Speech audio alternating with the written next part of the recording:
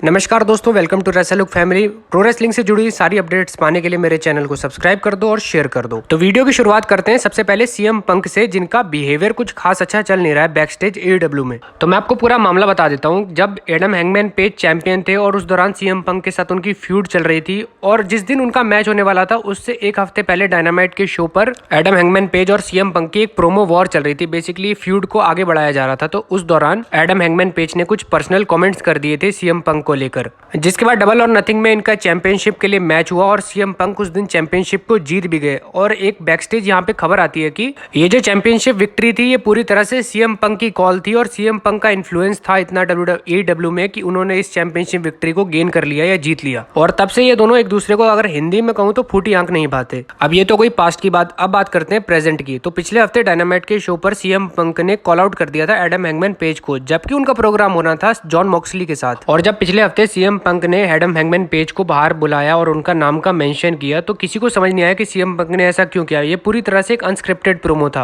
और इस दौरान सीएम पंक काफी नाराज चल रहे थे, मैनेजमेंट के लोग उनसे नाराज हो गए थे, तो काफी एक बैकस्टेज हीट वाला माहौल हो गया था। और बहुत से रोस्टर के टैलेंट्स जो AEW के थे वो ज्यादातर साइड ले रहे थे एडम हैंगमैन पेज की, जबकि सीएम पंक के साथ कुछ खास लोग थे नहीं, और एक ना मतलब बैटल वाला माहौल बन गया था बैकस्टेज। और डायनामाइट के शो पर सीएम पंक आना तक नहीं चाह रहे थे। ये तो बात की बात हो गई कि एडम पेज का उन्होंने नाम लिया, लेकिन उससे पहले ही वो आना नहीं चाह रहे थे। और चांसेस काफी हाई हैं कि सीएम पंक क्विट भी कर सकते हैं AEW से। ये सिर्फ चांसेस हैं, स्पॉयलर्स हैं, मैं कोई ऐसे कंफर्म नहीं कहता। ये तो बात हो गई कि सीएम पंक और एडम हैंगमैन पेज के बीच क्या चल रहा है। इसके अलावा एक और सुपरस्टार हैं कबाना नाम से, जो कि सीएम पंक के बहुत पुराने दोस्त थे, बहुत ही अच्छे दोस्त हैं, जो डार्क ऑर्डर में काम किया करते थे, लेकिन पिछले कुछ हफ्तों से वो टेलीविजन पे नहीं आ रहे थे। और AEW ने इस बात का जो रीजन दिया कि वो डार्क ऑर्डर में क्यों नहीं आ रहे हैं, तो वो ये रीजन दिया कि उन्होंने उनको ROH यानी रिंग ऑफ ऑनर के लिए साइन किया था। और इस बात को लेकर भी सीएम पंक काफी नाराज थे AEW के मैनेजमेंट से। ये तो बात हो गई सीएम पंक की, एडम हैंगमैन पेज की, कबाना की। इसके अलावा भी कई ऐसे AEW के सुपरस्टार हैं जो काफी नाराज चल रहे हैं कंपनी से, और शायद निकल भी जाएं या चले भी जाएं कंपनी छोड़ के।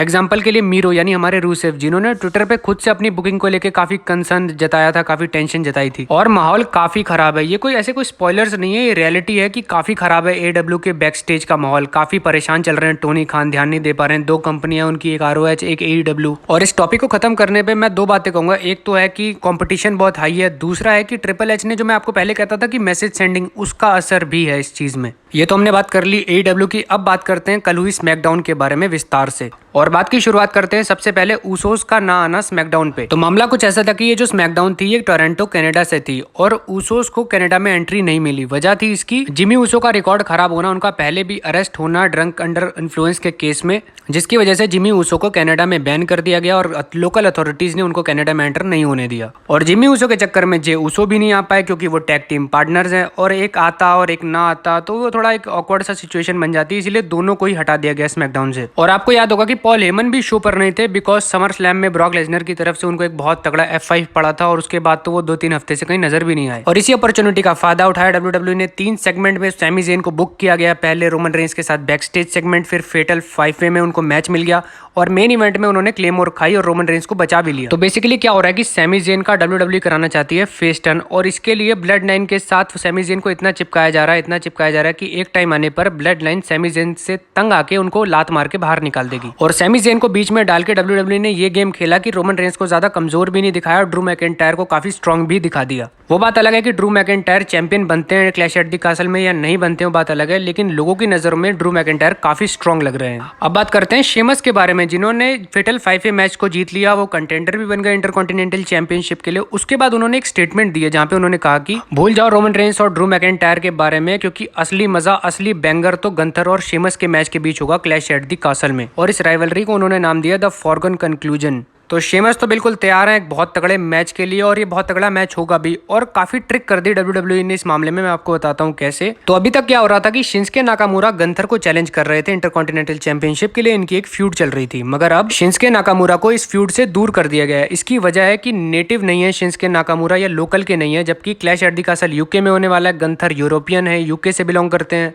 और क्या होता है कि जब WWE किसी फॉरेन शो में जाती है, यानी जिस कंट्री में जाती है, उसी कंट्री के सुपरस्टार को ज्यादातर चांस में जिताया जाता है। और क्लैश एट दी कासल है यूके में और गंथर भी हैं यूके से। तो अब शेमस है हमारे कंटेंडर, वो भी हैं लोकल के, गंथर है हमारे चैंपियन, वो भी हैं लोकल के, और शेमस क्रेडिबल भी हैं और गंथर भी क्रेडिबल हैं। तो किसी को अंदाजा नहीं है कि कौन इस मैच को जीतेगा। यानी गंथर और नाकामुरा के मामले में गंथर फेवरेट थे, लेकिन शेमस और गंथर के मामले में फेवरेट कोई भी नहीं है। मामला बिल्कुल बराबरी का है। और गंथर के रिगार्डिंग एक न्यूज भी है मेरे पास, जहाँ पे जो निक नेम है गंथर का रिंग जनरल, उसको WWE ने ट्रेडमार्क करवा लिया है। और जिनको नहीं पता उनको बता दूं कि जो सुपरस्टार्स के नाम होते हैं वो भी WWE की प्रॉपर्टी होती है, और निकनेम होते हैं उनकी, वो भी WWE की प्रॉपर्टी होती है, और उस चीज का उनको ट्रेडमार्क भी करवाना पड़ता है। एग्जांपल के लिए जॉन मॉक्सली देख लो या डीन एम्ब्रोस देख लो। एक आदमी WWE में डीन एम्ब्रोस था और वही आदमी AEW में जॉन मॉक्सली बन गया। ये तो कोई नाम की बात। इसके अलावा जो निकनेम होते हैं, जैसे एग्जाम्पल के लिए रैंडी ओटन का वाइपर है, शार्लेट फ्लेयर का क्वीन है, बेकी लिंच का द मैन है, ये सब भी WWE की प्रॉपर्टी होती है और WWE ने ट्रेडमार्क भी करवाती है। और जो लेटेस्ट नाम ट्रेडमार्क हुआ है वो हुआ है रिंग जनरल, यानी हमारे गंथर का।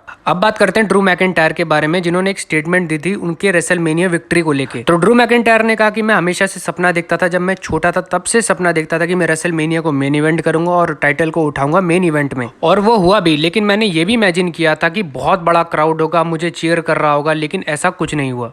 और ड्रू मैकिंटायर सच भी कह रहे हैं, क्योंकि जब रॉयल रंबल वो जीते थे तब क्राउड था, और फिर पैंडेमिक एरा शुरू हो गया और फिर क्राउड यानी गैदरिंग को एक तरीके से बैन कर दिया गया कंट्रीज में। और जो ड्रू मैकिंटायर का सपना था कि क्राउड के बीच वो रेसलमेनिया को जीते, मेन इवेंट करें, टाइटल को उठाएं, वैसा कुछ हो भी नहीं पाया। तो देखते हैं अगली रेसलमेनिया में क्या ड्रू मैकिंटायर को मौका मिलता है, क्या वो चैंपियन जाते हैं, चैलेंजर जाते हैं, रॉयल रंबल में क्या होता है, ये सब चीजें देखने वाली होंगी। और इसी नोट के साथ वीडियो को समाप्त करते हैं। ये थी मेरी आज की वीडियो। प्लीज चैनल को सब्सक्राइब कर दो, लाइक कर दो और शेयर कर दो।